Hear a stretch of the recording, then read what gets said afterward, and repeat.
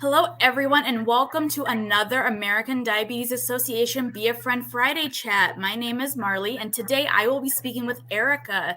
She is living with type 1 diabetes, and we will be speaking with her today to discuss her journey with diabetes and specifically her eye health, as May is Healthy Vision Month. Thank you so much for joining me, Erica. Yes, thank you so much for having me. Well, I would love to know a little bit about your background. So could you let us know where you were born and raised and when you were diagnosed?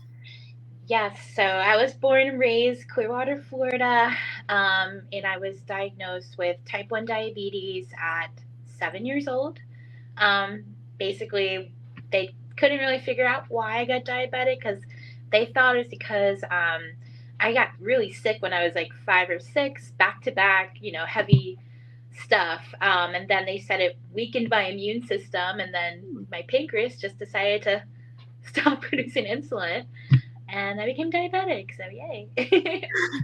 Yeah, so leading up to that diagnosis, as you mentioned, you were sick for a few years prior to that. Was there one thing that your family or you were like, we need to go get this checked out specifically?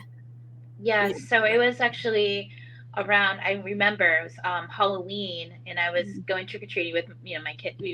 I was a child, and Uh-huh. I kept falling, and my mom was weirded out, and I, was very clammy and wet. And then I came home, and I was so thirsty. The thirst was real, and my mom just thought I had, the stomach flu. They took me to the doctors, and at that time in the 90s, um, diabetes wasn't like a very like popular thing, so they were kind of just trying to figure out what I had.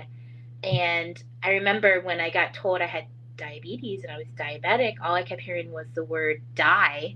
And I was like, am I Mm. dying? It was scary. Yeah, especially as a 7-year-old. I was also diagnosed at 7, and so I never made that connection of like die and diabetes, but I remember thinking like, what is going on? What is this? Yeah. Um, did you or anyone in your family know anyone else with type 1 at that time?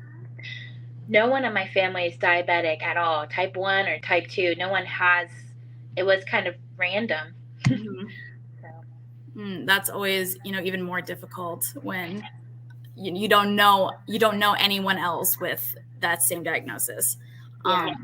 Do you remember some of your initial thoughts after, you were diagnosed and maybe once you got home? Um, I do remember, obviously at 7, everything is a blur, but I do remember waking up the next morning and my mom on the floor with all this diabetic equipment, all these needles, and an orange because we were practicing. And Mhm. she's like, all right, we're going to have to give you shots. And I was just like, oh, like no 7-year-old wants to get stuck with a shot.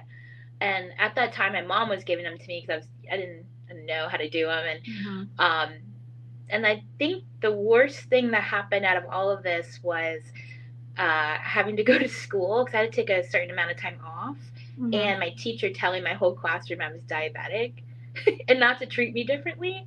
And it was not fun growing up like that. Yeah, it's hard to be like singled out that way. Um, yeah, Yeah. I completely agree. I was diagnosed in the summer, so I didn't have quite that issue of like going back to school then right after, but it was definitely like a different world than once going back after the diagnosis. Yeah. What what are some like physical and mental challenges that you've faced over the years as a result of the type 1? Um, Physical and mental challenges I faced was basically, so I've always played tennis, Mhm. and I had to learn how to control my diabetes while, putting your body through a grueling sport, especially in the Florida heat. Um, and my body like reacted differently to a lot of stuff. And I had to constantly combat, high blood sugars because, my family, we didn't know what exactly like what made my blood sugar high and what kept it balanced. Mhm. So that was hard to do with sports. And then singing, I sing a lot, so I had, one time I was on stage and my blood sugar was very low, and I felt like I was going to pass out, and I couldn't sing. So that It's hard, and mentally that's hard because you just want to be normal. You don't want to have to Mhm. deal with this stuff, but unfortunately, that's what happens. Yeah, absolutely. I've never been in a situation of like being on stage and it going really low, but I can imagine it would be such a scary experience. Um, how do you kind of manage your mental health and like the day-to-day stuff that really can take its toll on your mental health? So I just honestly do the simple things where, you go for a walk, how to handle your mental health. I have a lot of positive friends in my life that, you know, through the years, you have to kind of weed through who's the good ones to keep. And, um, you know, also having that really supportive family, it helps a lot. But the number one thing that's really helped with my mental health of diabetes is connecting with people with diabetes. Mm-hmm. I always felt like I was on this lonely island because growing up, no one had diabetes around me. My family, my friends, no one. And then I discovered these conferences with people with diabetes and like camps. And I was like, wow, everyone's testing their blood sugar. Everyone's doing what I'm doing. It's so fun. So that helped. Yeah, I mean, community support is huge, and like meeting other people with the same diagnosis as you and having someone else to just understand what you're going through and the challenges that you face every day is it's amazing to have. Yes. Um, so as you mentioned, you were diagnosed at 7, so you've probably seen some advancements in, diabetes tech and the diabetes world. And have any of these things like impacted you and changed how you manage your diabetes? Yes, actually. I started out using the needle. Mm-hmm. And then middle school, high school, college, I went through various pumps, the Animus pump when it was out.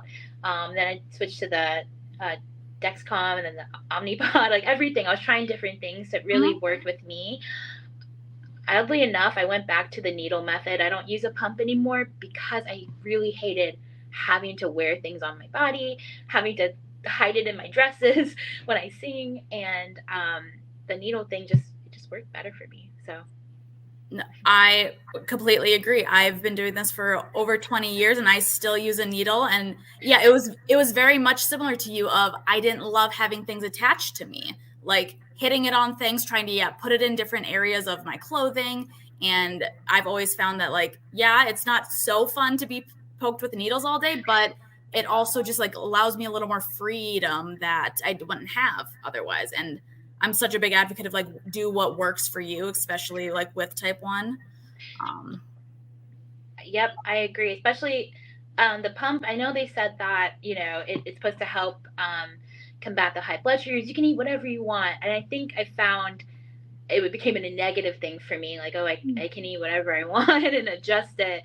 But now with the needle also, it's kind of helped me be a little bit more stricter with my you know bolusing and my sugars and everything. yeah, it really makes you plan for Yeah. sure. Mm-hmm. Hmm. Absolutely. So pivoting over a little bit to eye health, did you know much about eye health before you experienced any challenges with your vision? No, no, I was told diabetics can have eye issues and you could lose your eyesight and it's very common, and but I never thought that would be me because I never had any issues with my eyes until later on, so no, I didn't. Mm-hmm. And what was going through your mind when you were diagnosed with diabetic retinopathy, correct? Correct. And what was going through your mind once you received that diagnosis? Not good.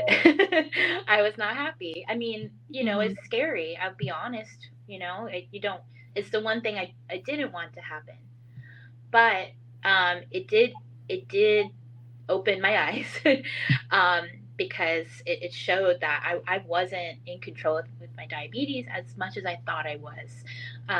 And sometimes you get told that diabetes, I've gotten told in my life that diabetes isn't a real disease. It's not that serious, but it is serious because you can lose things. You can lose your eyesight, your limbs.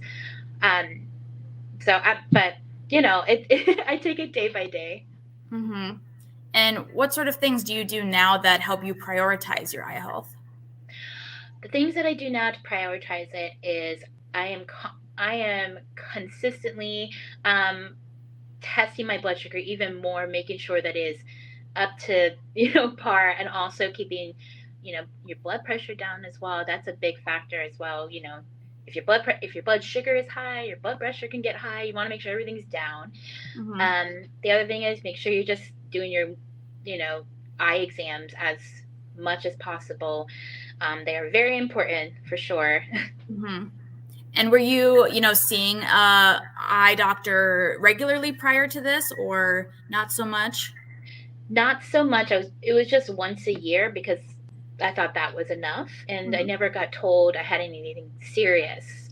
But then when I lost control of my diabetes management, and things were not getting so great with that, I was kind of ignoring the signs of the eye issues. I kept thinking that it wasn't what it was, but unfortunately, I did get checked out, and they did tell me that I was, diabetic retinopathy. And how has, T1D and your eye health journey kind of shaped who you are today? Good question. So basically, you always want to turn something negative into a positive. I think that's the best thing you can do. This is it's not a great experience, but I want to show that,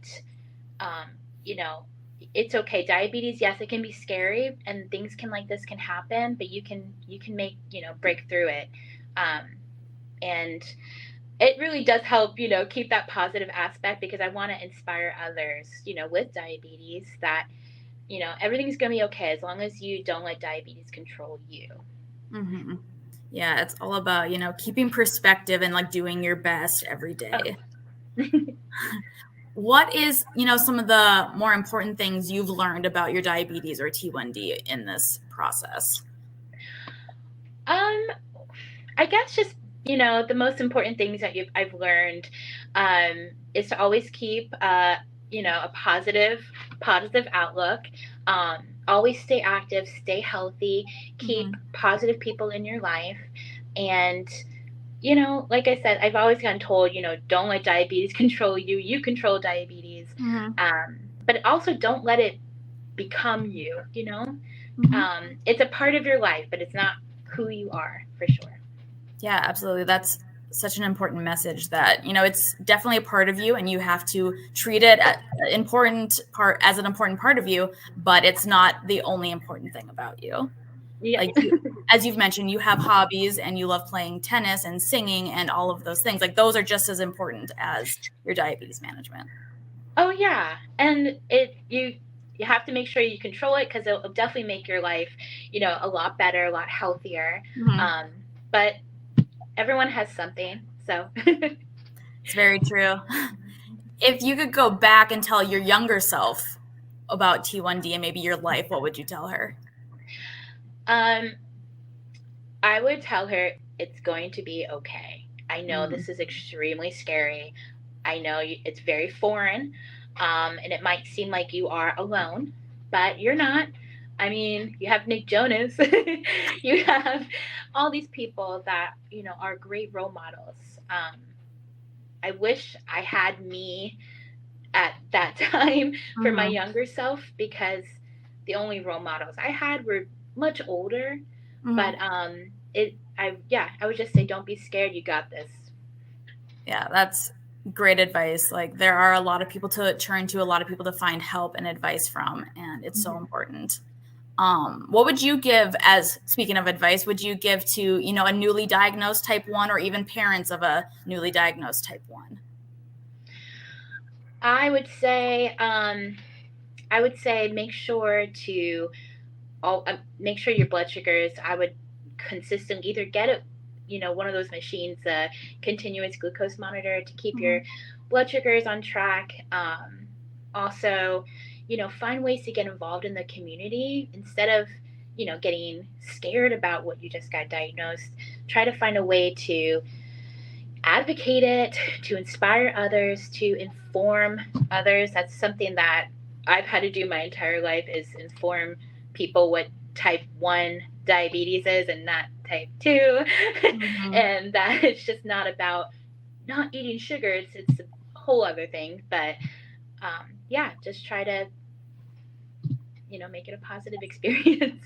Yeah, absolutely. I mean, education is so important in like this disease, especially because, you can learn so many helpful, tips and tricks and what to look out for. And the more knowledge you have, the easier it is to manage. And that's why, like, when you're diagnosed so young, every year you go, you get a little bit better and better and better just because of the experience and the ability to learn more and understand it more. Oh yeah, for sure. And by telling your story and talking about your eye health and your just experience with this disease, what do you hope others will take away from it? I hope that what you would take away from is I'm not saying that, I'm not trying to, I guess, advocate, having the eye health, having the issue. I mean, Mm-hmm. it wasn't a good thing, but I want people to know that um, you can overcome it. Mm-hmm. It won't be the end of the world, and hopefully, hearing my experience, you can, you know, take better care, look at your own, diabetes management, yeah, and just take precautions. But I do want just to be inspiring as well, that I'm not letting it, you know, ruin my life, or get to me or anything, because it is a part of the journey. And yeah, just gotta keep your head on your shoulders. Mm-hmm. Yeah, absolutely. Gotta keep moving forward Yes. for sure.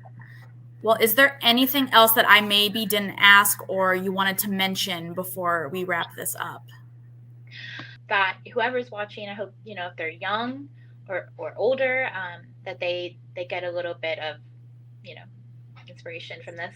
Yeah, absolutely. I think they will. And I thank you so much for sharing your story with us. It has been very inspiring to hear what you've been through and how you're, overcoming it and, moving forward and how T1D hasn't stopped you at all. Um, and I would like to thank everyone for joining me on another Be a Friend Friday chat. We hope Erica has encouraged you to keep up with your eye health, especially during the month of May, which is Healthy Vision Month. And please keep checking back on our American Diabetes Association social media pages for more stories and events we have coming up. Thanks again, Erica, for joining me. Thank you. Bye.